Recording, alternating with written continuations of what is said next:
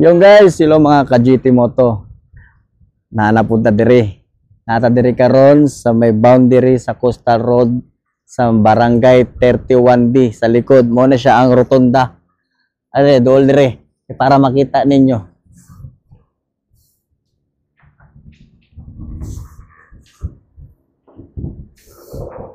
Mo na siya ang rotonda diri sa Barangay 31D Coastal Road. So ang agyanan ani na diri dapit.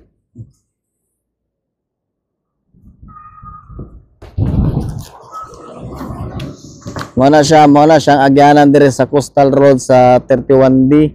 Kana siya. Patuyok na siya. Tuyok na siya. Na ang dito sa Pikas mo na siya ang padulong sa Bolton Bridge. So ato na to dito ang tulay kung unsa na siya ka development kay ginasumpay na ang tulay dito. Mga na mga dag contract diri. So mo lang naami diri karon kay ginabantayan namo ang mga nagamotor kay mag-drag race usahay diri. Ana mga dump truck nagakarga na sila mga bato o mga jackstone kanang ginabutang diha sa gilid.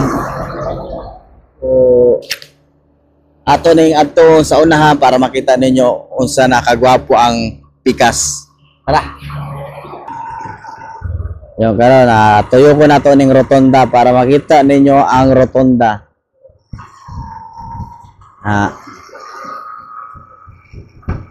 So, mao ni siya ang rotonda diri guys, kani siya mao na ang rotonda.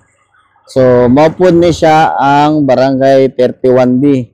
So ang lapusan na dito na sa Rojas Avenue. Tuyok na siya mao na ang rotonda, murag park nila diri.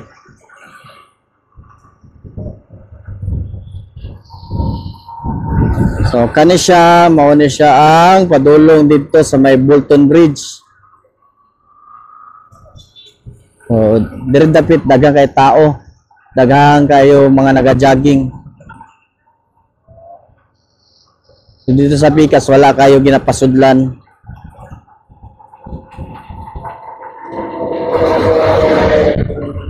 Makita ninyo daghang kay tao diri oh.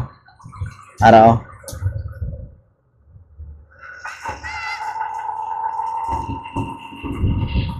Oh, na diri oh, kastan daghan nagtao diri. Na.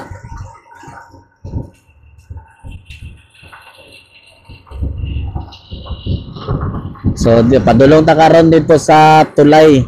Sa may ginasumpay na tulay sa may Bolton.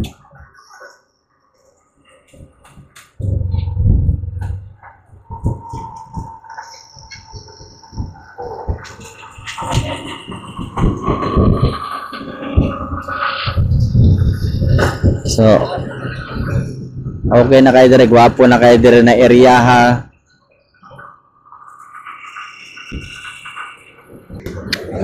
So yun guys, naata diri karon sa may Barangay 76 Bukana. So mo na siya ang padulong og Bolton Bridge kanang sumpay. So ato na ta diri. So, makita ninyo na tanawa oh, dako kay balod. Nya taob. So ato na padulong dito.